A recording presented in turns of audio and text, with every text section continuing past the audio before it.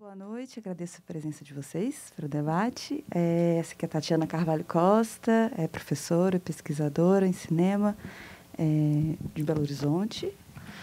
E, enfim, a ideia foi chamar a Tatiana aqui hoje para conversar sobre esse filme complexo e com muitas camadas de leitura e possibilidades. E a ideia, né, enfim, ao trazer ele também para essa mostra, é ampliar um pouco essa ideia mesmo de mulheres mágicas, né, assim, para onde pode ir e trazendo outros caminhos muito diferentes dessa bruxa, né, enfim, como foi tão, né, solidificada ali, cristalizada no cinema, na história do cinema, e entender a magia por outros caminhos também, né, inclusive muito concretos. Tatiana, fique à vontade. Boa noite. Só beber um golinho d'água, tá?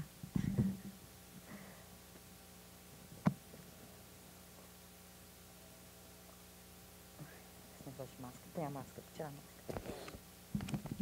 Boa noite. Primeiro eu quero agradecer muitíssimo o convite para estar aqui nessa mostra. Não, tá tudo certo. Obrigada.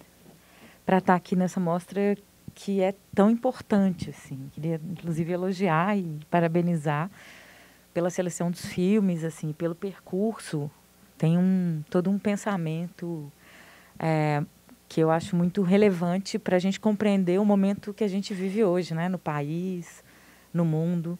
A gente está vivendo numa guerra aí que é muito evidentemente uma disputa de masculinidades e de uma lógica de um país e de mundo, né? Numa lógica de países e numa lógica de mundo que tem uma disputa de poder baseado num tipo de hierarquia que é absolutamente tóxica para a humanidade, né? Assim, nesse sentido da destruição do planeta, né? E tudo isso misturado também com uma dinâmica terrível de um vírus, que a gente está aqui, que tira a máscara, põe a máscara, que escancarou também as consequências dessas hierarquias, né? Assim, de uma sociedade muito estruturada numa dinâmica hierárquica que eu acho que esses filmes da mostra revelam. E esse filme particularmente aponta e constrói de um jeito, como Carla disse, é muito complexo, assim. Então eu acho que os filmes ajudam a gente a pensar não só ao longo da história como as mulheres são vistas, mas ao longo da história como o mundo se organiza de um jeito para a sua própria destruição, né? Nesse sentido das hierarquias. E eu vou falar um pouco a partir desse lugar, assim,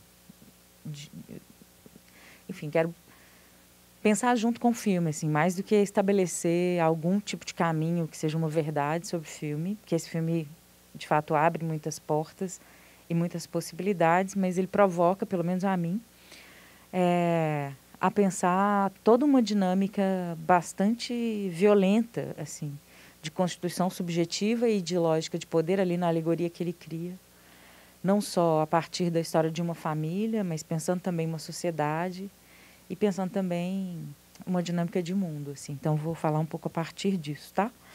E queria deixar bem livre, assim, para quem quiser interpelar e comentar enquanto eu estiver falando. Também não estou aqui, né? Vou falar, esperar depois. Então, se alguém quiser conversar, assim, junto, fica bem à vontade, tá? Eu preparei aqui, pus num papel só para não me perder, porque tem um monte de coisa. Talvez eu cite algumas coisas, porque eu estou agora no meio da pesquisa, no meio da pesquisa do doutorado, em que eu estudo cinemas negros, assim, mas também numa perspectiva tentando compreender, tentando entender como é que os filmes realizados por pessoas negras nos ajudam a pensar não só a condição das pessoas negras, mas muito na esteira do feminismo negro e de outros intelectuais enfim, em todas as manifestações de identidade de gênero, nos ajudam a pensar o modo como a nossa sociedade funciona a partir de um pensamento que não é hegemônico, né? E aí está o primeiro ponto, assim, antes de eu entrar efetivamente no filme, é só para explicitar para vocês o pressuposto dessa minha aproximação ao filme, que diz respeito a uma maneira que o filme, pelo menos a mim, convoca, de questionar, como eu venho questionando na pesquisa, a centralidade das narrativas em torno de uma universalidade, digamos assim, né? De um sujeito universal que, portanto, quer dizer, nós vivemos num mundo centrado em torno de uma ideia de um sujeito universal e, portanto, desdobramentos de narrativas que poderiam ser universais, né? E eu estou aqui falando que a minha pesquisa é sobre cinemas negros, não somente no sentido de uma defesa de uma identidade, mas também como uma provocação a esse lugar universal para dizer que ele não existe. Então, o pressuposto é esse, assim. E essa ficção da persistência, da ilusão de uma universalidade em torno de uma identidade, que aí, obviamente, é branca, cisgênera, masculina, ocidental e de origem eurocêntrica, é extremamente danoso para a nossa compreensão da complexidade do mundo e da complexidade desse filme, eu acho. Então, o que eu pretendo aqui é oferecer, ótimo, né? Compartilhar e ouvir vocês também. Compartilhar uma possibilidade de aproximação que tenha a ver com um tensionamento dessa ideia de universalidade, porque, obviamente, esse filme fala de uma experiência humana, no sentido fanoniano de humanismo radical, né? De colocar pessoas negras na centralidade de discussões humanas, mas não no sentido de uma universalidade dessa humanidade, mas de dizer da multiplicidade de possibilidades de ser humano. Porque aí tem uma grande diferença. A universalidade, ou essa ideia de que somos todos iguais, né, que vem lá do iluminismo e que organiza o pensamento sobre a sociedade ocidental, ela é uma grande falácia no sentido que ela estabelece, de uma maneira radical, a hierarquia entre as diferenças e uma grande cortina de fumaça sobre a violência dessas hierarquias. E aí não está só a teoria do cinema, tá? A maneira como a nossa sociedade funciona, né? Então é isso, esse é o pressuposto que eu vou trazer para vocês. E na minha pesquisa eu tenho chamado esse pensamento que vai questionar essa universalidade de pensamento escurecido, em oposição a uma dinâmica da universalidade, que é o pensamento esclarecido, né? Então, eu vou trazer aqui alguns autores que ajudam a gente a pensar a partir dessa perspectiva escurecida, inclusive pensando aqui no Brasil e dialogando com essa ideia que a mostra faz de um jeito muito maravilhoso, assim, a partir do que a gente herda de pensamento e cultura banto e iorubá. Vou trazer um pouquinho também dessa dinâmica para a gente pensar algumas coisas que esse filme nos ajuda, quer dizer, algumas coisas que esse filme nos provoca e nos ajuda a entender sobre nós mesmos e as diferenças e as semelhanças com as situações que o filme coloca, né? E até para entender o filme, assim, nessa perspectiva que eu estou colocando. De novo, não a verdade sobre o filme, mas uma abordagem possível, tá? Porque aí também esse filme dialoga com uma tradição afro-americana, especificamente dos Estados Unidos, que é de raiz, se não inteiramente iorubá, mas muito de um jeito que dialoga com o que a gente compreende aqui no Brasil, como afro-brasileiro, né? Então, acho importante chegar no filme também por este caminho. Enfim, vamos ao filme. Você me avisa do tempo, por favor? Esse filme é o primeiro longa da Cassie Lemons e a gata é ousada, porque ela tinha feito só um curta-metragem antes, né? Ela tinha sido atriz, trabalhou no Silêncio dos Inocentes, por exemplo, e em Candyman, e aí começam algumas coincidências, porque não existe coincidência, né? Mas algumas aproximações que vão amplificar o que me parece ela está fazendo nesse melodrama realista fantástico. E ela foi atriz nesse filme de terror, que foi refilmado agora, dirigido por uma mulher chamada Nia da Costa, com a produção do Jordan Peele, né? A direção de fotografia também é de uma mulher, a Amy Vincent, mas criando uma linha do tempo, que não é uma linha do tempo do progresso no sentido acumulativo e evolutivo, mas tem umas reverberações, né? Ela dirigiu um filme recente, tanto esse filme Eve's Bayou quanto Harriet, então podem ser vistos também em plataformas de streaming, né? O Harriet é um filme mais recente dela. Esse é o primeiro e o Harriet, se não me engano, é o mais recente. Sobre a Harriet Tubman, que é essa lenda abolicionista estadunidense que libertou várias pessoas. E no filme ela também coloca a Harriet, assim como é o que se conta dela, né? Assim, dessa figura que de fato existiu.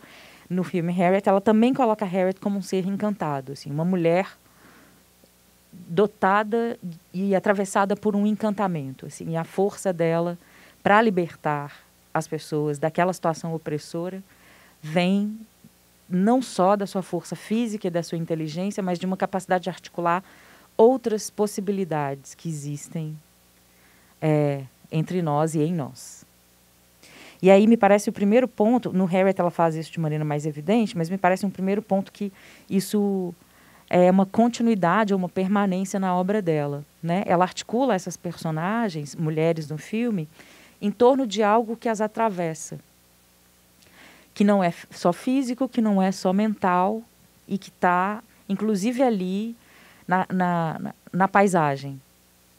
A natureza é uma coisa muito presente no filme, a paisagem é uma coisa muito presente no filme, né? E aí vem um primeiro ponto de tensionamento, fricção e distanciamento em relação a esse sujeito universal.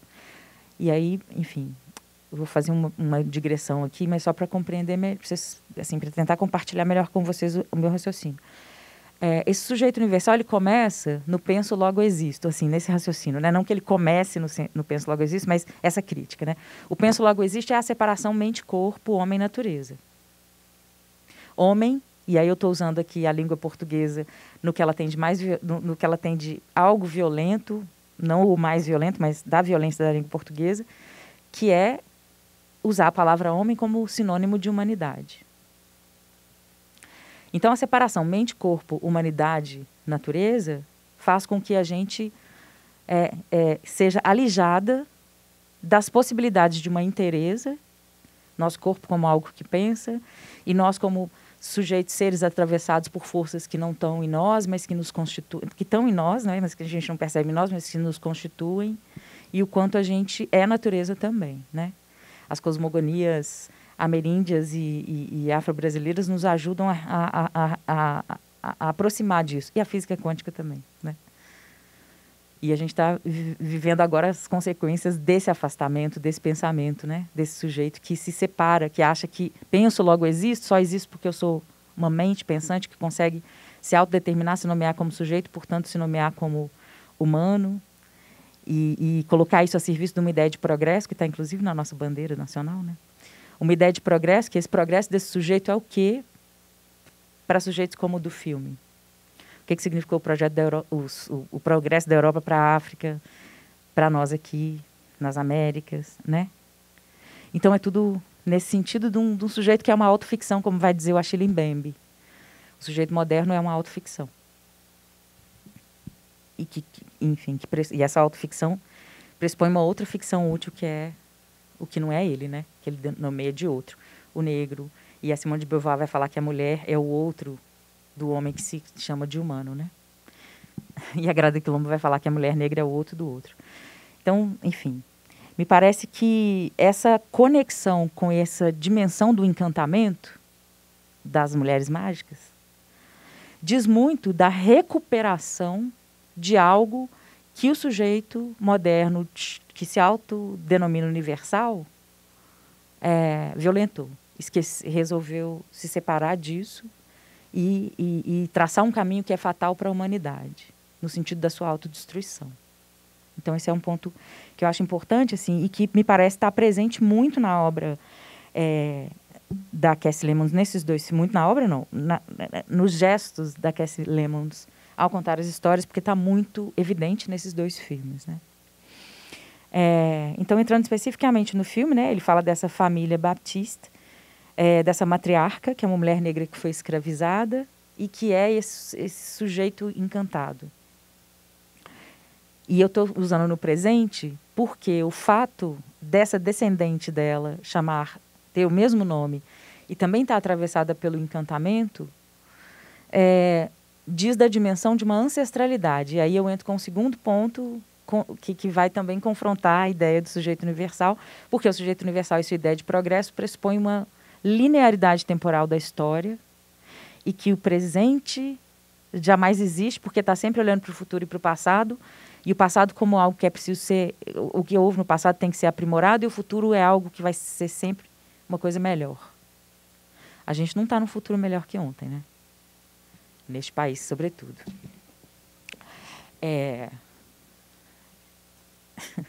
Aliás, que grande trauma coletivo que a gente está vivendo.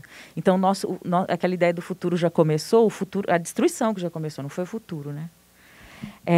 E aí, nesse sentido, no senso comum, a gente utiliza a palavra ancestralidade como algo fixo no passado. Ah, meus ancestrais, como se fossem meus antepassados. Mas a ancestralidade para esse pensamento banto e o pensamento iorubá é algo vivo, na verdade é algo da ordem da vida. É algo que esteve em sujeitos que pisaram nesse chão antes de mim, mas que segue aqui, inclusive perfazendo a possibilidade de eu existir amanhã e de outras pessoas descenderem de mim e seguirem existindo. Então, a ancestralidade diz respeito a uma força que atravessa a ideia que a gente tem ocidental de tempo, numa lógica que esse tempo banto chama de tempo espiralar, que é uma temporalidade curvilínea e que é única de tempo e espaço. E aí, nesse sentido, me parece que esse filme está lidando com essa ancestralidade. Essa dimensão de ancestralidade que foi importante e necessária e segue sendo para que pessoas como aquelas mulheres sobrevivessem. Eve, a matriarca, uma mulher negra escravizada, que conseguiu salvar com o seu encantamento um homem com quem ela teve 18 filhos, o filme não especifica as circunstâncias, mas que possibilitou aquela família ter aquela terra e aquela condição de vida. Então, o encantamento da Eve, matriarca, reverbera e constitui aquela família e se manifesta na Eve, a criança, que é a perspectiva a partir da qual a gente compreende aquela história. E o início do filme já anuncia isso, né? Uma fala em primeira pessoa dela, que vai falar: a memória é uma seleção de imagens, algumas evasivas, outras impressas indelevelmente no cérebro. No verão em que eu matei meu pai, eu tinha 10 anos. E aí, as imagens da memória, né? O filme se apresenta como um grande flashback, e aí a memória é algo também nesse sentido que ela vai anunciar evasiva, né? Então o filme vai levando a gente para alguns caminhos, apesar de ter uma estrutura bem quase novelesca, né? Quase não, total. E se organiza como um melodrama, inclusive utiliza elementos do melodrama ali, né? Desenha os personagens de um jeito, algumas personagens de um jeito, inclusive, muito quase unidimensional, como, por exemplo, a avó, a bruxa má, né? O marido traído. Mas, ao fazer isso, apresenta, me parece, uma certa complexidade, assim, no que ele aciona do mágico. E vai criando hierarquias, né? Logo no princípio. Vai dizendo para a gente como que aquele mundo ali se organiza nas suas hierarquias, né? Entre a Eve e os irmãos, os adultos e as crianças, e, sobretudo, homens e mulheres. E as hierarquias são ressaltadas por esse ponto de vista dessa criança, essa perspectiva que o filme constrói, não só assim com essa apresentação dos personagens e com as imagens, mas como ele coloca essa menina quase como uma heroína no filme, de um jeito muito evasivo, para usar uma palavra que o próprio filme nos coloca ou nos entrega no início, né? E o protagonismo dela está entrelaçado com o das outras mulheres, assim, numa fragilidade dessa hierarquia dela enquanto heroína. E aí, de novo, reforçando o fato dela ser encantada, assim. E ela só é encantada porque ela está ali, naquele lugar com as outras, nesse sentido, né? Então, aí vai apresentando esses personagens, eu não vou falar na ordem, mas eu vou falar só de algumas qualidades para depois entrar em outro ponto que eu quero ressaltar. Então, o Louis Batiste, que é o Samuel Jackson, né, e algumas curiosidades, ele é também o produtor do filme. Naquele momento ele já era um ator muito conhecido, tinha feito já 3 filmes do Spike Lee, tinha feito, tipo, Faça a Coisa Certa, né? Tinha feito os filmes do Tarantino, os primeiros filmes de grande sucesso do Tarantino, como Pulp Fiction e Jackie Brown e alguns outros. Então, ele também se lança na produção de filmes, assim. E a imagem dele atrai muita coisa para esse filme. E aí ele é apresentado como esse médico, pai, e a própria Rose Batiste, que é interpretada pela Lynn Whitfield, que é a esposa dele, vai chamá-lo, ele vai explicar que ele era um cara que conserta as coisas e as pessoas, né? Muito nomeando algo que as mulheres da família que fazem. E aí ela diz, mas ele era só um homem. Mas, ao mesmo tempo, ele se define dizendo que, para alguns tipos de mulher, ele precisa ser um herói. E aí, de um jeito super cruel, na perversão ali daquele abuso, ele é o herói da filha dele, né? A mulher, aquela menina que está se tornando mulher e que sofre esse abuso. A esposa é essa mãe resignada, que sabe da infidelidade do marido, mas, ao mesmo tempo, aponta para esse lugar de preciso salvar o casamento porque ele é o provedor. Então, aí já se institui uma hierarquia muito... que evidencia essa própria lógica de organização social, né? E, sobretudo, pelo fato dessa casa estar isolada. Aí cria essa dinâmica que é alegórica também, né? A menina mais velha que é abusada pelo pai no momento em que ela está virando mulher, né? O filme coloca ela nesse momento de... Virando mulher é ótimo, né? Virando mocinha, digamos, né? Antigamente falava era assim. Que ela fica menstruada. E a mãe pontua isso para ela: se você tiver sorte suficiente, você vai viver para ter um marido e filhas. O irmão mais novo, que é a continuidade de uma ideia de masculinidade, ele é super protegido, ele não faz mais nada a não ser ser. E nesse não fazer mais nada a não ser ser, significa que ele pode tudo. As mulheres são reguladas, ele não. Então, ele tem uma reprodução também de uma dinâmica social. A Mary, que é a amante, e aí essa imagem reguladora das mulheres, né, como diz a... Mas ela não chega a ser uma imagem de controle, tal como a Patricia Hill Collins vai definir, não. Mas ela é essa mulher negra hipersexualizada, né, desde o começo do filme. Então, é quase como se o filme também colocasse alguma coisa de possibilidade da culpa ser dela, né? Esse filme tem muitas ambiguidades. Mas muitas ambiguidades que eu acho que são ricas o suficiente para a gente entender também como que os nossos imaginários são organizados socialmente, mesmo quando a gente precisa confrontar uma dinâmica social, né? Tem a Moselle Batiste, e aí é importante olhá-la para a Moselle junto com a Eusora, porque elas duas são tipo a personalidade cindida dessa mulher bruxa, porque aí o filme vai construir num achatamento o bem e o mal, separando a Moselle como o bem e a Eusora como o mal, nesse sentido das mulheres encantadas, né? Mas, ao mesmo tempo, a família não olha para ela como um lugar bom. Ela é a louca da família, né? Mas ela é a pessoa mais amorosa, mais cuidadosa e que cuida, né? Nesse sentido, não só da própria família dela, mas também das outras. Inclusive, no final, quando a Eve se consome de culpa, ela vai lá e oferece uma palavra para consolá-la, no sentido de quase que dizer que a culpa não é dela, né?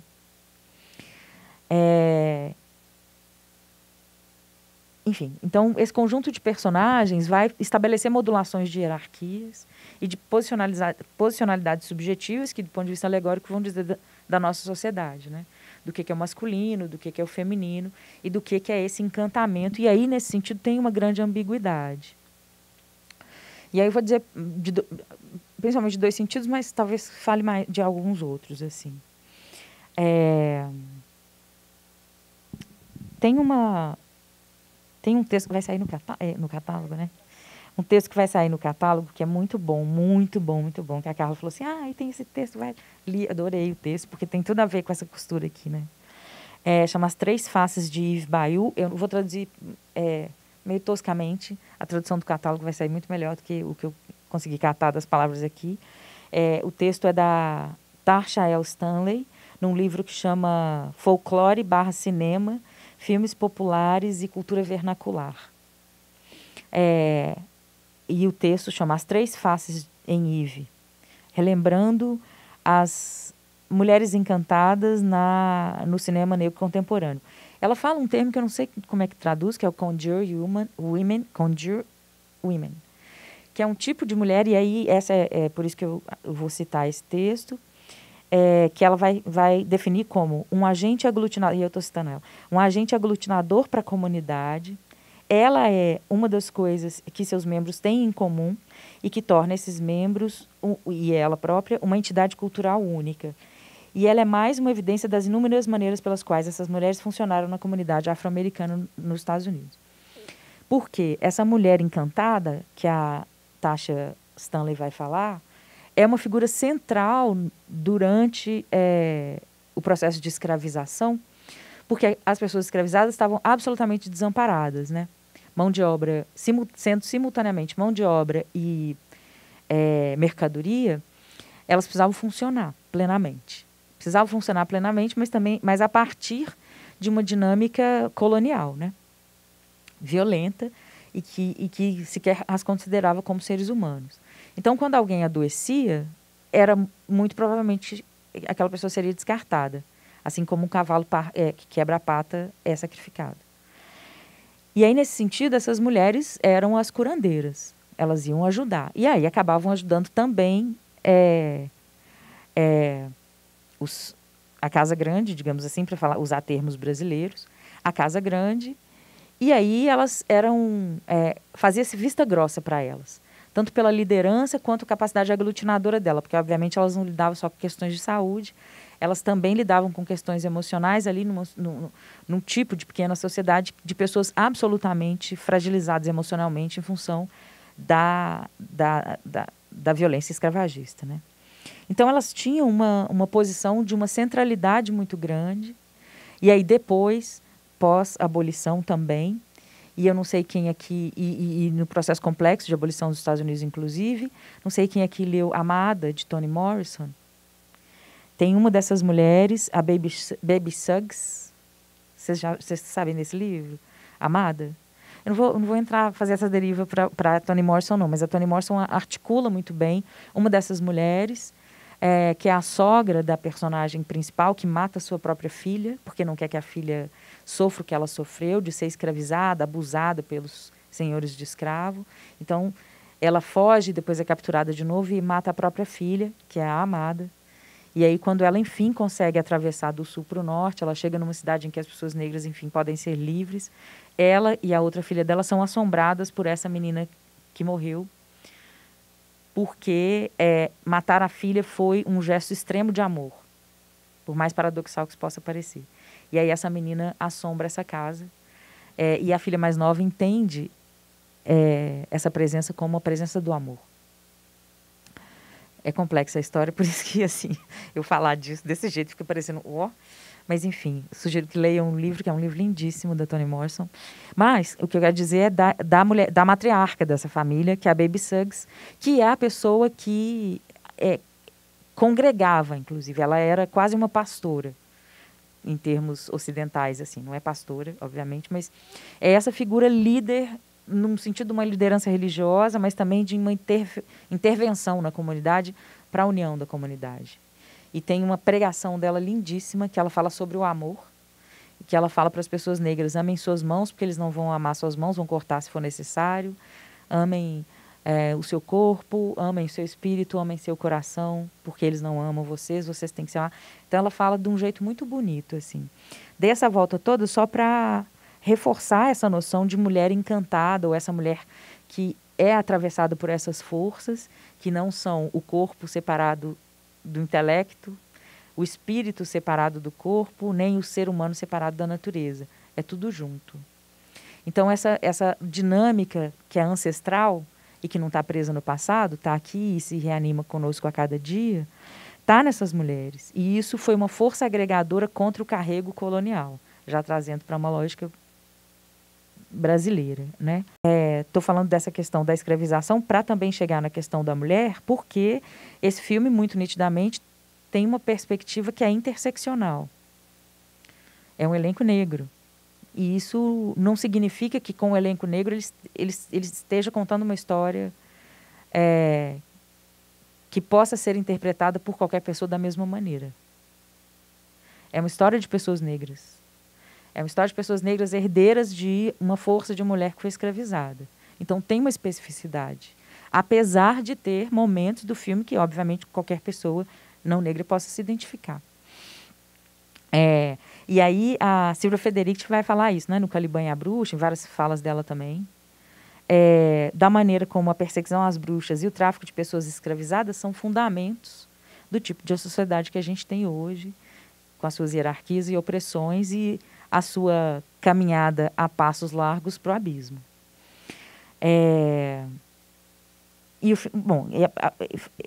O filme faz essa interseção raça-gênero. E, ao pensar gênero, é uma construção bem binária de masculino e feminino. Mas, ao mesmo tempo que é uma construção bem binária e, portanto, muito localizada, né, não foge à dimensão política dos corpos, né?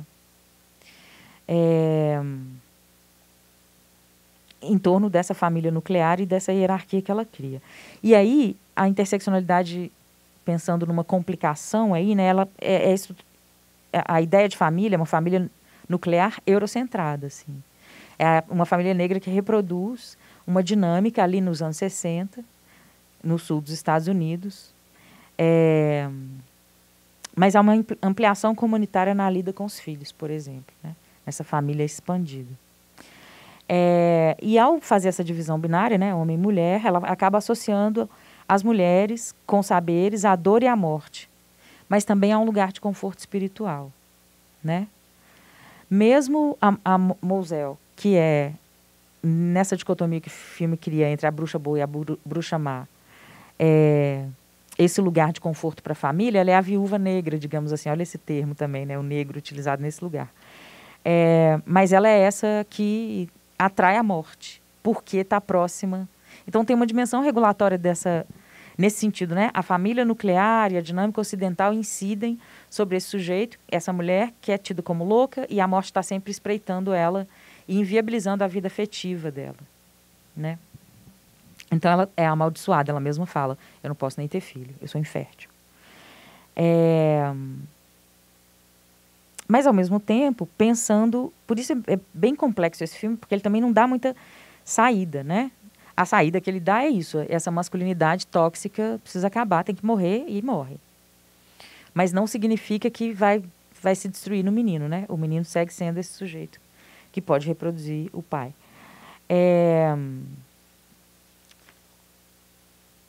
Mas aí, nessa complexidade, assim, por mais que essas mulheres estejam associadas à dor e à morte, elas são esse lugar de libertação. E aí me parece uma coisa super interessante do filme. Porque ele nos diz que não existe solução fácil. A dicotomia entre bem e mal, essa questão moral, porque dá uma solução fácil, por que caminho que eu tenho que ir, e o super-herói que vai salvar tudo, por isso eu usei a palavra heroína, não como uma ironia, mas como um confronto, a ideia do herói que tudo salva. Ele dilui isso, desconstrói isso, inclusive, em certa medida. Essa heroína não é um herói da Marvel. Essa heroína é um sujeito complexo, essa heroína é um sujeito cheio de atravessamentos, e essa heroína sequer pode ser considerada uma heroína no sentido clássico da heroína, né?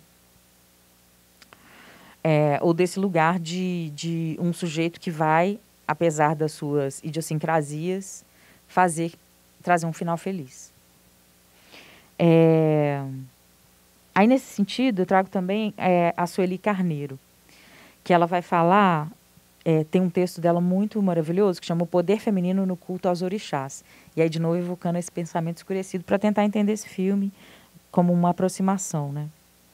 E aí ela vai opor uma noção de sociedade patriarcal a um modo de compreender a sociedade a partir da cosmogonia africana e iorubá.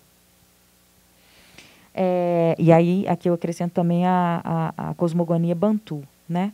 Com essa ideia dessa ancestralidade e com a complexificação do lugar da mulher, que está nesses atravessamentos aí, que tem a ver com esse encantamento e esse encantamento que está na natureza também, no nosso caso aqui no Brasil, né? E no filme, esse encantamento da natureza, na verdade, está na paisagem, não existe uma evidência no filme, o filme não evidencia para a gente a conexão dessas mulheres com a natureza.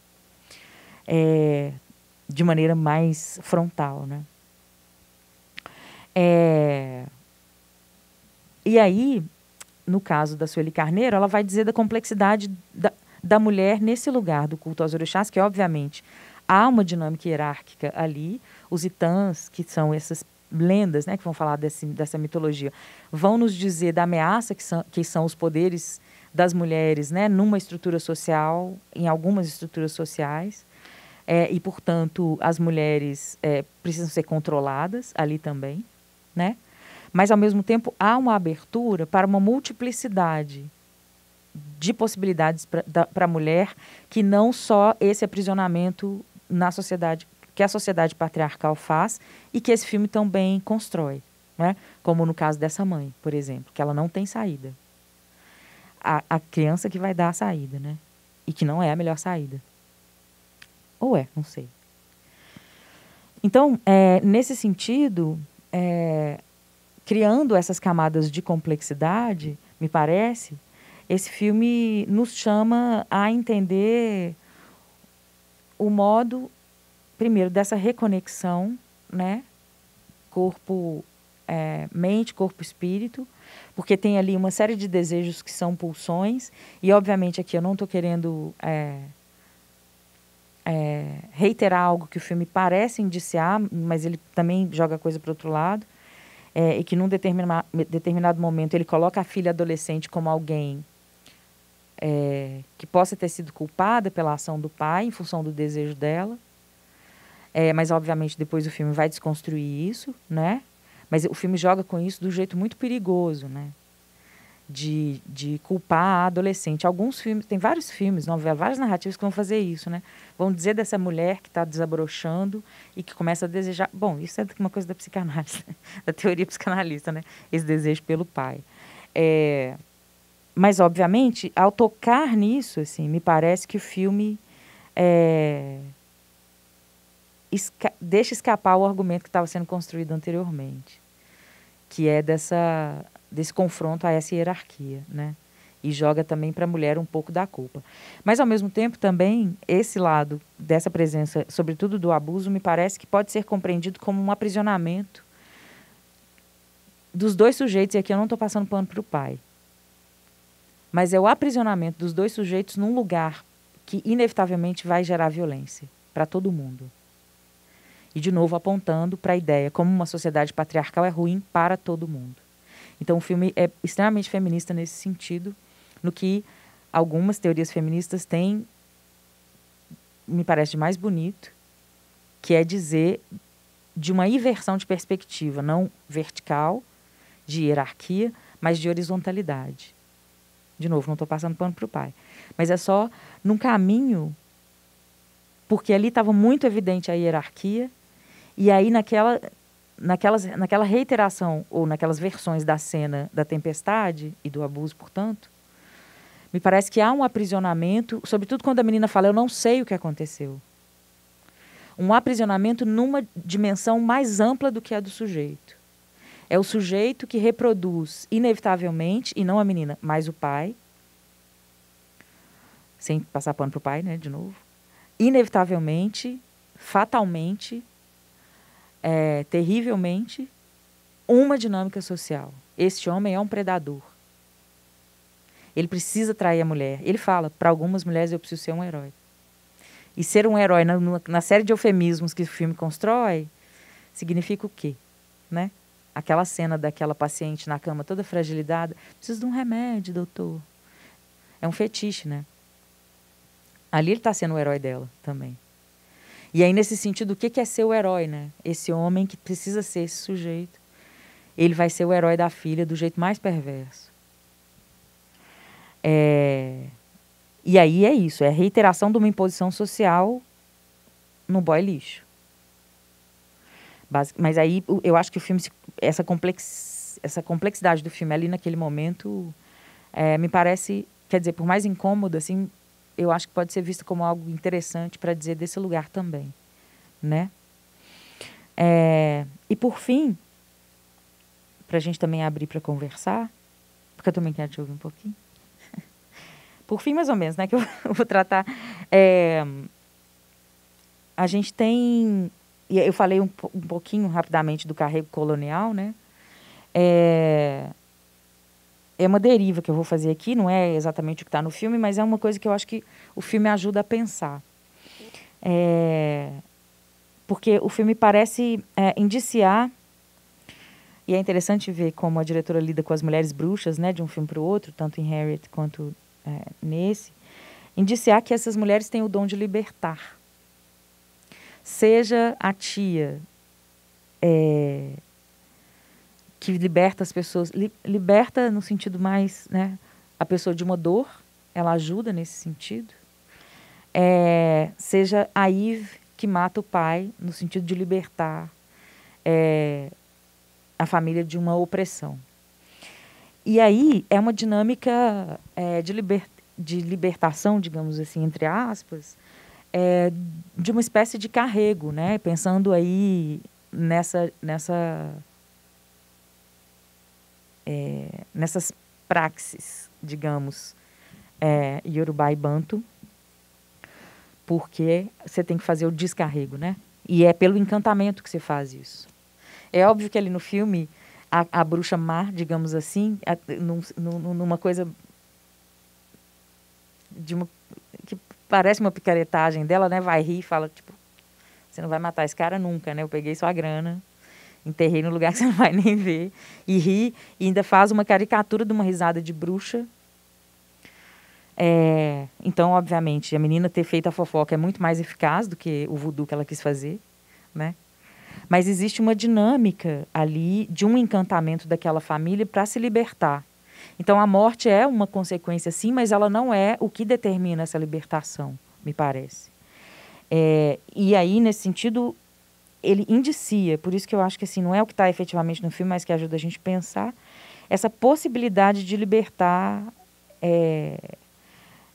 de libertação do carrego colonial, né? Se o patriarcado e essas consequências nefastas do patriarcado, que estão tão fortes ali no filme, a partir dessa dinâmica hierárquica que o filme coloca, significa a destruição, esse reencantamento, não só que as mulheres do filme significam, mas do mundo, pode significar a libertação dessa destruição. Estou sendo otimista aqui, agora nesse momento. Mas, assim, muito em função desse pensamento Yorubá Banto e de outras cosmologias que nos colocam isso, assim. Quem leu Ailton Krenak, ele fala disso também, né? Porque o que é essa coisa do carrego colonial? Deixa eu só ler um pouquinho a definição que Luiz Rufino vai fazer num livro dele que chama Pedagogia das Encruzilhadas. Seguindo caminhos por encruzilhadas, existe ainda uma outra via conceitual que também deve ser atravessada, a colonialidade. Esse fenômeno, que prefiro chamar de marafunda ou carrego colonial, compreende-se como sendo a condição da América Latina submetida às raízes mais profundas do sistema mundo racista, capitalista, cristão, patriarcal, moderno, europeu e as suas formas de perpetuação de violência e lógicas produzidas na dominação do ser, saber e poder. E óbvio aqui ele não está atacando frontalmente as pessoas cristãs, mas uma dinâmica hierárquica que o cristianismo legitima, inclusive por ter legitimado a escravização e a hierarquia de gênero, né? E sustentou a escravização e sustenta a moral, né? Sustenta o patriarcalismo. E aí ele vai falar que a má sorte e o assombro propagado e mantido pelo espectro de violência do colonialismo, né? E aí vai dizer que esse carrego colonial é o desencantamento do mundo. De novo, a separação. Mente, corpo, sujeito e espírito, né? E a solução para combater o carrego colonial é o reencantamento do mundo. Uma das, né? E aí ele vai dizer da invocação da ancestralidade, aqui eu estou citando ele de novo, como um princípio da presença, saber e comunicação, logo uma prática de encantamento, né? Para dizer de uma perspectiva que vai tentar dar conta não só de lidar, mas de desconstruir as violências que a gente herda na organização da sociedade que a gente vive.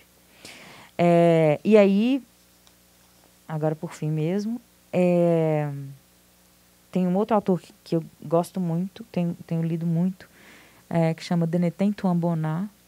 Ele é de uma das colônias francesas que ainda persistem na África, e pensa muito a partir desse lugar, né? Que aí ele vai sugerir que esse encantamento, obviamente, não está só nos corpos, mas num jeito de estar no mundo a partir de um pensamento, assim. E ele vai chamar esse pensamento do pensar-fazer, não é só o pensamento, mas de um pensar-fazer, vai chamar de cosmopoética do refúgio, no sentido da criação de refúgio. E aí eu vou ler o que é o cosmopoética que ele fala.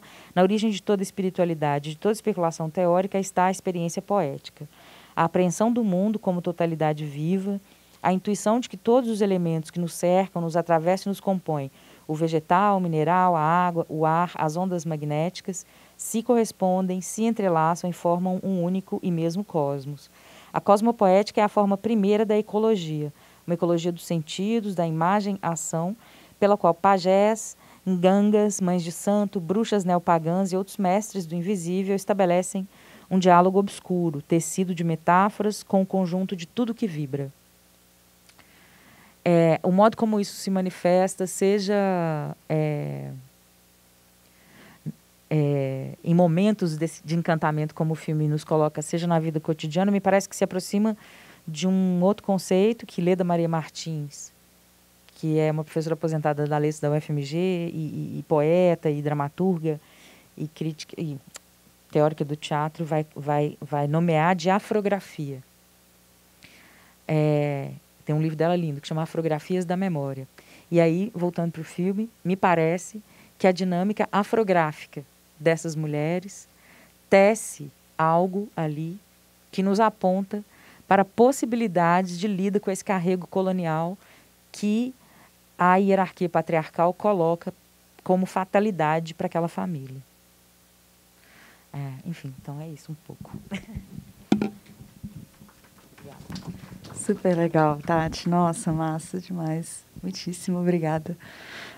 Não sei se tem alguém já a fim de fazer alguma pergunta ou comentário. Levantou a mão. O que você acha da presença da língua francesa no filme? Eu sei que isso tem uma conexão muito forte com a história específica do processo de abolição, né? Mas, do ponto de vista, assim, porque também, óbvio que a gente pode entrar no filme por esse caminho para tentar ver a deriva e os signos do processo específico da história dos Estados Unidos ali, mas eu preferi não fazer isso. Mas como eu estou chamando de carrego colonial, a língua francesa é outra camada de colonialidade que se impõe ali naquele momento, né? Aliás, tem dois momentos de camadas de colonialidade que dialogam, me parece, através de momentos... Foi bom você ter falado isso, que eu esqueci de falar. Momentos e frases, assim, que vão pontuar. Uma parte são essas frases em francês, que vão muito... com uma certa precisão, pontuar momentos de escape nos diálogos. E a outra é Shakespeare. As citações de Romeu e Julieta.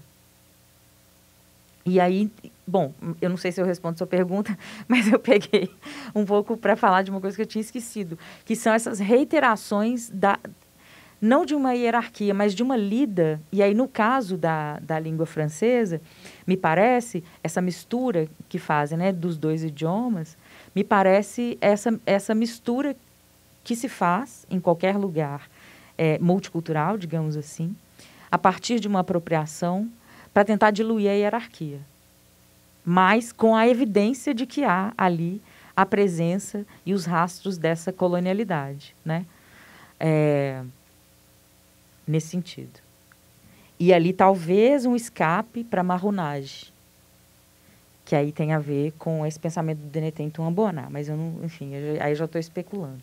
Não sei se é exatamente isso, mas me parece assim. E trazer o Shakespeare é maravilhoso, porque aí tem um momento que ela vai falar, que a Eve fala: a gente já leu todas as tragédias, A gente vai passar para as comédias agora.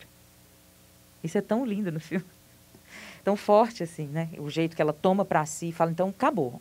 Que é um ponto de virada ali também, né? Nesse sentido. Mas obrigada pela pergunta que me fez lembrar. Mas você quer comentar? Bom, eu perguntei o que você acha, então você respondeu de forma maravilhosa nesse sentido. E pergunta de follow-up. O que você acha da escolha de Romeo e Julieta ao invés de qualquer outra peça? Eu acho que reitera esse lugar da fatalidade da hierarquia. Romeu e Julieta. Nesse sentido trágico. E do que a tragédia traz do ser humano criando o seu próprio fim desastroso. Porque é a organização narrativa da tragédia nesse sentido, né? O ser humano caminhando a passos largos para o seu próprio fim pelas decisões que toma, né? Então, eu acho que na dimensão da tragédia do Romeu e Julieta tem esse sentido da tragédia da colonialidade, do patriarcado e das decisões que essas meninas vão tomar.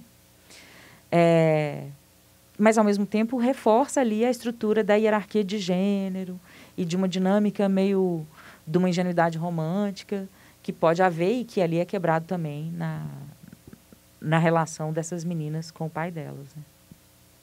Me parece, não sei, pensei em voz alta agora, mas acho que pode ir por aí. Mas se vocês quiserem comentar, se vocês quiserem comentar também o que vocês acham, vamos conversar. Quem quiser, o Léo está ali com o microfone. Eu vou fazer um comentário aqui também para aproveitar os minutos que a gente tem. Foi incrível te ouvir, porque é isso, né? Depois a gente assiste um filme como esse, que você não sabe exatamente como se posicionar, né? Tem momentos que tem uma identificação, digamos, pelo como as personagens agem e como a história mesmo é conduzida. E tem outros momentos que a gente tem um distanciamento enorme, né? Enfim, dessa adoração dessa figura paterna, dessa forma como o filme deixa ambíguo justamente o abuso, enfim, né, o que aconteceu ali, termina com aquilo, eu não sei o que aconteceu. Claro que para, né, sublinhar a importância de que o passado não está escrito, não está fechado, e a memória é algo que muda a depender da luz, né, essa a frase da narração, enfim. Então, é muito... Enfim, foi incrível te ouvir, na verdade. Vai ficar gravado, então será ouvido depois também por outras pessoas. Mas eu acho que está puxando alguns pontos a partir do que você falou, que eu achei muito, muito interessante. Primeiro, essa história, né, enfim, gênese, digamos, da Eve, que a gente vê de 10 anos, que é a Eve matriarca, né? E essa história que é também um abuso colonial. Enfim, é uma mulher escravizada que teve 16, 18 filhos do senhor branco. Então, enfim, não foi exatamente uma história romance, né? Enfim, é uma grande né, história de gênese dessa comunidade e dessa família, mas, sobretudo, da comunidade, porque a gente não está falando só de uma família, a gente está falando de toda uma comunidade, esse abuso né, que está lá atrás, enfim. E o filme começa e termina com isso, né? Começa falando da Eve matriarca e termina. Então, em nenhum momento isso é esquecido como um presente, parte do presente, né? Enfim. E também como o título é Eve's Bayou, que é o pântano da Eve, o nome do lugar, e como, né, nesse sentido que eu estava falando da separação natureza e intelecto, como a magia no filme, não sei, enfim, não sei se exatamente o termo é magia, mas eu vou usar ele agora, as imagens sempre passam pelo pântano, né? Enfim, isso está também no artigo que a gente vai publicar, assim, que toda vez que tem uma visão de alguma das mulheres, começa por esse pântano, e o pântano são essas raízes que passam por toda a comunidade, né? Enfim, não tem uma árvore separada da outra, né? É uma rede, né, conectada, enfim. Então, visualmente, o filme está sempre reiterando essas imagens desse pântano como uma grande construção coletiva, né? Que atravessa e une toda esse coletivo mesmo de pessoas ali, e como as figuras aí das bruxas, entre aspas, né, tem um momento que se fala a palavra bruxa, que é quando a Moselle vai na Eusora e escuta o que ela já sabia, na verdade, ou o que ela temia sobre si mesma, né? E aí responde, você é uma bruxa velha, má, enfim, né, todo o estereótipo. E a Eusora, ela brinca com isso, assim, eu não vejo, claro, o filme ele trabalha com dualismo, bruxa boa, bruxa má, mas assim, são dois lados de uma mesma mulher, enfim, né, não a mesma, mas enfim, dois lados inseparáveis, talvez, enfim, uma que é respeitada pela comunidade, que faz ali um trabalho que é necessário, uma aliança mesmo, para que, enfim, aquele lugar continue, né, existindo, e a outra que também desempenha esse papel, só que de um outro lugar, assim, que é o lugar fora, que é a que é obrigada a morar dentro do pântano, inclusive, enfim, que tem todo o estereótipo de bruxa má, de fato. Só que eu sinto que a personagem da Eusora, ela brinca com isso de uma forma muito consciente, assim, ela vê a Eve pedindo para matar alguém fala, eu vou brincar com essa menina. Tipo assim, vou rir da sua cara. Me dá aqui seus $20 e senta aí para tomar uma sopa. Ela alimenta a criança, inclusive, né? Então, tem uma relação ali de um afeto que é transmitido. E aquela risada dela de bruxa, eu vejo um pouco como rindo da sua própria condição, né? Enfim, do seu estereótipo social, assim, né? Tô rindo aqui porque... e é isso, a história toda pela lente da Eve. Então, é claro que uma memória infantil, aquela mulher vai parecer uma bruxa, enfim. Só trazendo alguns pontos aí bem soltos, não exatamente perguntas, comentários, mas a partir do que você falou... Não, mas maravilhoso, porque aí também você foi falando e rola uma super conexão, por exemplo, essa coisa do abuso, o abuso na Gênese e o abuso agora, assim, diz justamente da permanência desse tempo, né? A progressão do tempo não resolveu os problemas. Então, de novo, a ideia de progresso, né? A Denise Ferreira da Silva, que é uma filósofa também que eu gosto muito, estou me aproximando da obra dela agora, ela vai falar, no caso, porque esse filme faz a interseccionalidade, então eu acho que dá para a gente pensar nos dois lugares, mas aí eu vou pegar um conceito que ela usa para pensar a raça, que eu acho que o jeito que ela pensa esse conceito dá para pensar essa questão do abuso e, portanto, dessa hierarquia de gênero. Que ela vai dizer do evento racial, assim, que o mesmo mecanismo que fazia um traficante de pessoas atirar para matar, no mínimo de ameaça, de risco ao patrimônio, é o que faz um fuzil ser disparado na favela ou um policial colocar o pescoço no joelho de um cara e matar ele. Seja no século XVIII, no século XVII ou no século XXI, a dinâmica antinegra, e aí eu estou falando desse racismo específico, porque há vários outros, né, possíveis, nesse sentido da hierarquia do sujeito universal, né, anti-indígena, e etc. A dinâmica dessa violência que protege o patrimônio e hierarquiza seres humanos a ponto dos seres humanos serem elimináveis se alguém que está com uma arma na mão desconfiar que eles são uma ameaça ao patrimônio, né? Então quer dizer que a força policial serve para proteger patrimônio. Isso permanece. Então a ideia de progresso, a linearidade temporal, não resolveu isso.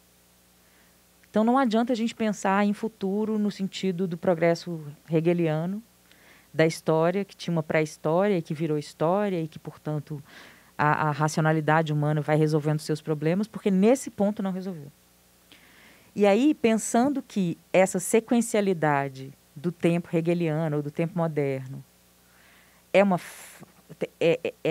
tem uma brecha terrível que faz com que a sociedade reitere suas violências, ou ainda que a mesma violência permaneça sempre atravessando o tempo, que seria o tempo do progresso, me parece que esse raciocínio se aplica muito à violência de gênero, nesse sentido do que dá origem àquela sociedade, que é a violência, né, romantizada do casal, senhor de escravos, mulher escravizada, ou da violência também romantizada e obscura do pai com a filha. Nesse sentido. Porque o lugar desse homem, que é dono de todos os corpos e, portanto, pode fazer o que quiser com eles, é o mesmo. E que por ele fazer isso, ele é herói. Né? Óbvio que ele tem uma culpa ali, no final, mas o gesto já tinha sido feito, né? E a outra coisa é o pântano, que é a imagem, como você foi descrevendo, é a imagem dessa ancestralidade, que está ali. permanece ali, sempre esteve ali, né? Nesse sentido, constituindo não a sociabilidade, mas a forma de ser daquela sociedade.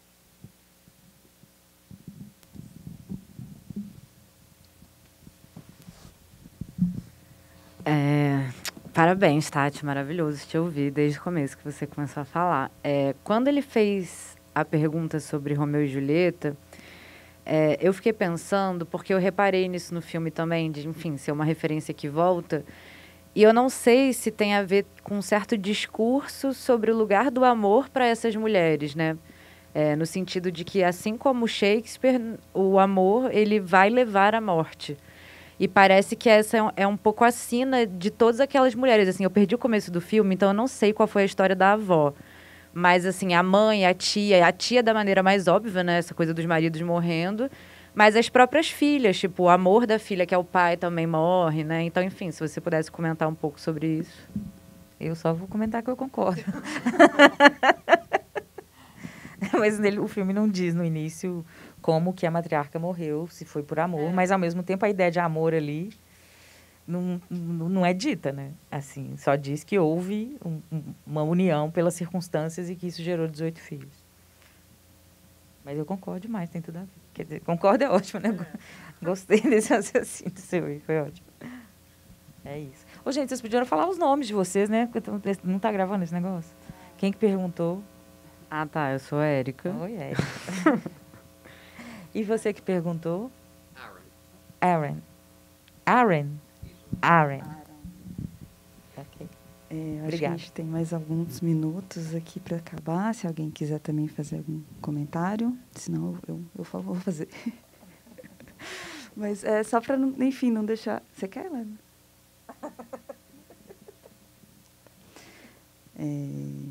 Não, enfim, só para não deixar de trazer também o quanto o filme é ambíguo, como a gente está falando desde o começo, e inclusive nessa negociação, né, com alguns códigos, enfim, algumas imagens já muito consolidadas ali, né, de lugares de cerceamento mesmo, enfim, de narrativas pré-determinadas ou de imagens de controle. E nessa negociação ele acaba, por vezes, colando com isso também, né? Isso transforma, aí aumenta ainda mais a complexidade do filme. Como é isso, né? Esse lugar dessa adoração todas as personagens femininas estão de alguma forma orbitando esse cara, esse pai, enfim, essa hipersexualização da personagem da Mad, que não escapa desse lugar de forma alguma, e também a forma como o filme se aproxima da ideia de voodoo, né? Enfim, todo esse imaginário talvez né, pejorativo mesmo, assim, que né, reina na sociedade ocidental, aí falando da americana em específico, de que é isso, né? São feitiços para fazer mal, ou são, né? Enfim, não se entende totalmente. Mesmo a Moselle, quando a Eve pergunta, e você falou que não mexia com voodoo, você falou para meu pai, ou seja, ela teve que prestar contas ao pai, né, o irmão, nem é o irmão. Você falou para meu pai que não mexia com voodoo, e ela fala, eu nem sei se isso funciona, isso faz ela se sentir melhor. E todo a iconografia da Eusora, né, que é o mais caricato possível, assim, ela mora dentro do pântano, enfim, acende a vela preta, ela, sabe, assim, o cabelo branco, aquela cara pintada de branco para atender, é isso, assim, é isso, traz essa imagem para trazer uma personagem, claro, complexa, que é o caso da Eusora, embora ela não tenha muito tempo de fala, ela não tem muito espaço, mas a presença dela é isso, inclusive a talvez presença dela no enterro do pai, né, no final, assim, a gente nem sabe se ela estava mesmo lá ou não, mas pode ser, inclusive, prestar condolências à família e à própria Eve, né, de não imaginar que aquilo tinha acontecido, enfim, não se sabe exatamente, mas esse imaginário ele é muito estereotipado, né, enfim, e o filme quebra isso, mas não muito, ele está colado nessa construção de família nuclear, como você bem colocou, e essa oposição já muito marcada, né, de gênero, enfim, mas ao mesmo tempo, cada uma dessas construções são muito complexas e muito ambíguas, então elas não caem num lugar só, né? É isso, esse filme é muito difícil, assim. E ele tem uma coisa, pegando o gancho no que você falou, que eu achei ótimo que você falou também, ele aciona muitos elementos de formas narrativas fílmicas ou do audiovisual de uma maneira mais ampla, já conhecidas e que, portanto, antecipam algumas percepções. Ele organiza tudo, ele organiza tudo ali em torno do melodrama, assim. Então ele anuncia para a gente um caminho pela forma, e aí ele escapa, mas também não escapa totalmente, e que gera uma confusão também, assim. O que esperar? Isso eu acho interessante no filme.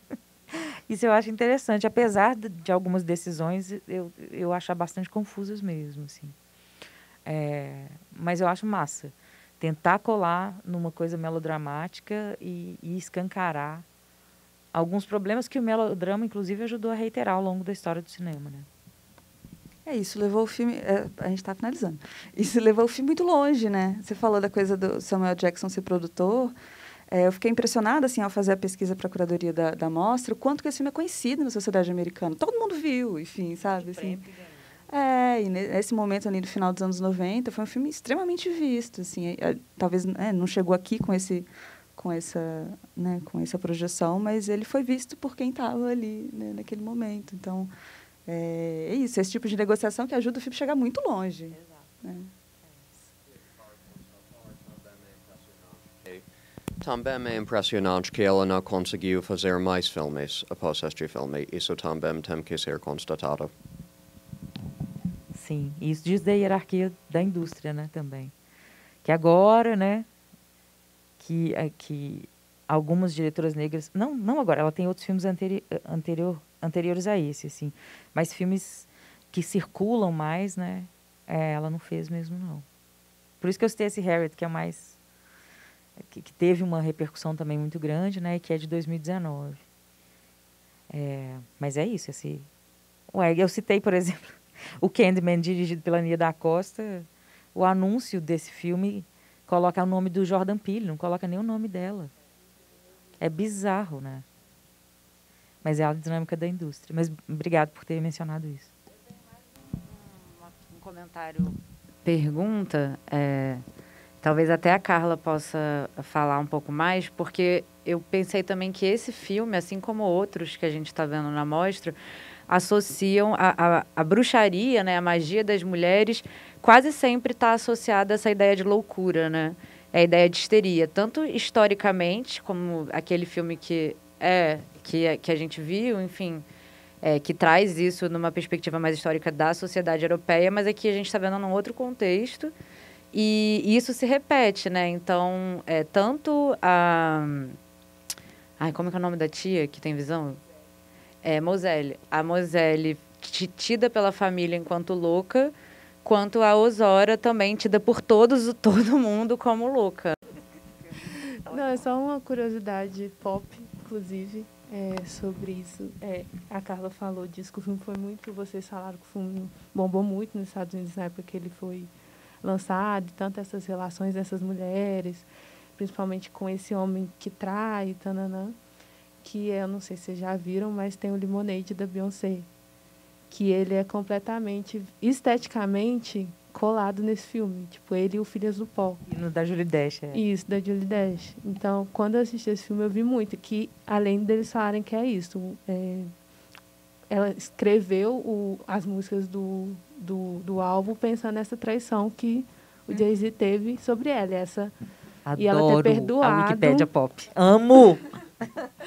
E ela ter perdoado ele. Então, acho que cola muito nesse lugar dessa sociedade feminina americana, assim, muito forte, que essas mulheres estão ali e tem um lugar desse perdão, assim, desse homem, que ele pode mudar, ou que ele é o herói, que tem que manter a família ali, de que lugar que essa família veio, se constituiu e tal. E o fato de ser uma família negra, eu acho que tem esse peso maior nesse sentido, não querendo, né, hierarquizar sofrimento, não é isso, mas é o que significa uma família nuclear negra. Isso. Num processo de escravização em que o homem era um fornecedor de sêmen como um animal reprodutor, e que a mulher que tinha seus filhos, ela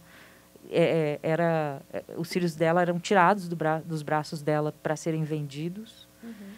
E o leite dela tinha que servir para outro, entendeu? Então, tem todo um peso do que é uma família nuclear para sujeitos que têm histórico de escravização, que faz com que essa traição o fato de uma mulher negra, nesse contexto, nos anos 60, etc., relevar uma traição é manter a família muito mais do que a dinâmica apenas do que o feminismo branco vai combater, digamos assim, o feminismo hegemônico vai combater, sabe? Tem a ver com todo um trajeto aí específico da própria ideia de constituição da família para os sujeitos afrodiaspóricos que tem essa carga da escravização. Não estou passando pano para esse também não. Não, também estou passando Monogamia, pano. tudo cagado. O problema, mas a questão é isso, eu acho que simbolicamente tem um peso mais complexo essa mulher ter relevado a traição. Ai, vai não. Muito obrigada, gente. Obrigada.